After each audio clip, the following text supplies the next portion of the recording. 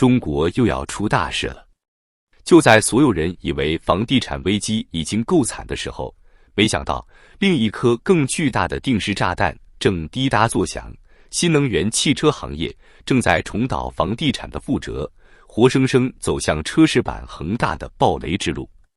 想象一下，当年恒大狂飙扩张，楼盘遍地开花，结果债务崩塌，留下千万烂尾楼业主哭喊维权。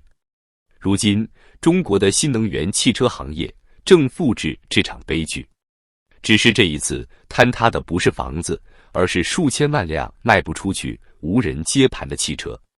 几年前，中国还在大张旗鼓宣传新能源汽车是中国弯道超车的伟大机会，官方拍胸脯保证要让中国电动车跑向世界，主导未来产业。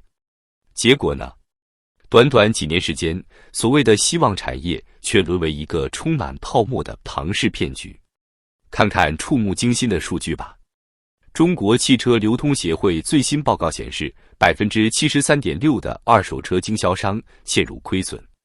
今年上半年，二手车成交均价从2024年的61180元暴跌至53673元，跌幅高达12.3%。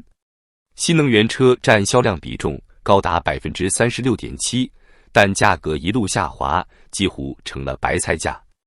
卖不掉的新车怎么办？不是被打上二手车标签贱卖出国，就是被遗弃在汽车坟场。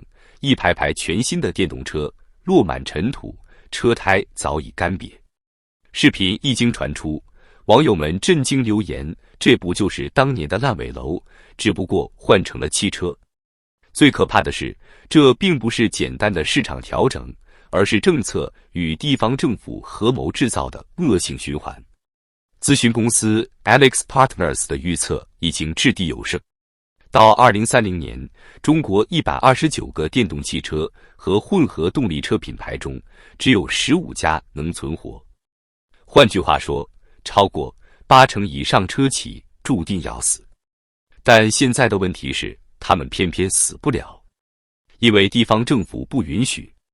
广州政府在2025年6月发布文件，要求培育3家年产能50万辆的新能源汽车企业，还承诺只要新建生产线并投产10万辆，就奖励每年5亿元人民币。其他至少6个地方政府也在2023至2025年间出台类似政策。这意味着什么？意味着即便企业血亏，政府依旧用土地、补贴、贷款把他们架着往前冲。于是，中国车市出现了一个怪象：企业亏损，政府补贴；企业扩产，市场过剩，企业更亏损，政府再补贴。这就像有人明明病入膏肓，却不停往他体内灌鸡血，最后把人撑爆。盖世汽车研究院的数据显示，2024年中国车企的产能高达5500万辆，是实际产量的2倍。到2025年前4个月，新能源汽车库存量从66万辆飙升至85万辆，同比增速是终端销量的3.2倍。换句话说，中国车市现在的状态已经不是卖不动，而是根本没法卖。在社交媒体上，你会看到大量0公里二手车甩卖视频，车子刚下生产线就被迫打折处理，有的直接当废品处理运到海外。更荒诞的是，许多新车干脆停在荒地里，任由风吹日晒，最后成为一具冰冷的汽车尸体。这让人想起2008年美国次贷危机时的空置房小镇，但中国的版本更残酷，这里不是几百套房子，而是几百万辆汽车。为了活下去，车企疯狂打价格战，电动车从几十万直接打到个位数的白菜价。2025年，中国电动车的起售价甚至不到1万美元。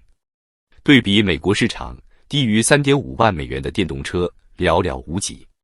你可能觉得便宜是好事，错，这种价格战并没有带来真正的消费繁荣，反而让企业一个个亏得血本无归。小鹏汽车 CEO 何小鹏早在2023年就说过，到2030年，如果一家车企要生存，年销量必须达到300万辆。但现实是，小鹏2024年只卖了19万辆，连目标的零头都不到。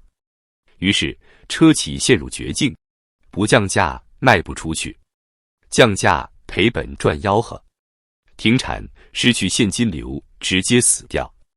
这就是为什么31重卡董事长梁林和无奈地说，造车就像骑自行车，你只能不停踩踏板，不然就会摔倒。可问题是，中国车企已经骑得气喘吁吁，前面却是一堵看不见尽头的高墙。地方政府为什么要拼命护盘？答案很简单，税收和就业。车企一旦倒闭，大规模裁员，税收下降，债务违约，就会直接拖垮地方财政。而在中国的体制下，地方政府最怕的就是社会稳定出问题。所以即使车企亏损到骨头里，他们也要拼命拖着。这和当年的房地产简直一模一样，地方政府依赖土地财政，不让开发商倒，结果越救越烂，最后变成一场全国性灾难。如今汽车行业正在复制同样的逻辑，只不过房地产的烂尾楼砸在老百姓头上，而汽车的产能过剩最终会砸在整个中国经济上。别以为这是市场自己玩坏的，其实真正的操盘手正是地方政府。回顾时间线，2009年，北京开始大力推动新能源车，出台数十亿美元补贴，强行制造需求。2017年，又制定汽车产业政策蓝图，到2025年年产汽车3500万辆，几乎是美国销量记录的2倍。当时正值房地产过热，调控趋紧，汽车被直接顶替成新的经济支柱。地方政府的逻辑非常赤裸，房地产调控后，土地出让金和房产税收减少，那就要靠汽车产业来撑起财政收入。所以他们不惜以低价甚至亏本把土地送给车企，只要能拉来投资，增加 GDP， 制造就业，就算车企根本不赚钱，也要扶上马。比如2021年，安徽长丰县用远低于市场 40% 的价格，把 8.3 平方公里土地卖给比亚迪。2022年，小米在北京亦庄区疯狂购地，拿到的价格比其他工业用地便宜 22%， 条件是工厂必须年收入470亿元人民币。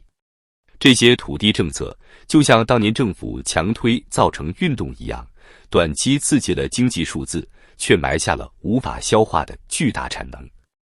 很多人以为中国车企是在搞创新，其实他们玩的不过是融资扩张，亏损再融资的循环。数据触目惊心，2014至2019年，一度有超过60家造车新势力蜂拥而上。但如今仅剩理想、蔚来、小鹏、领跑、小米等寥寥几家撑着门面。那些倒下的车企累计落地389万辆产能，融资额高达1070亿元，几乎血本无归。这和恒大如出一辙。恒大不是靠卖房赚钱，而是靠借新债还旧债，最后资金链一断，庞氏游戏就彻底爆炸。车企们也一样，他们不是靠卖车盈利，而是靠融资、靠补贴、靠政策兜底。一旦资金断裂，等待他们的就是集体倒闭潮。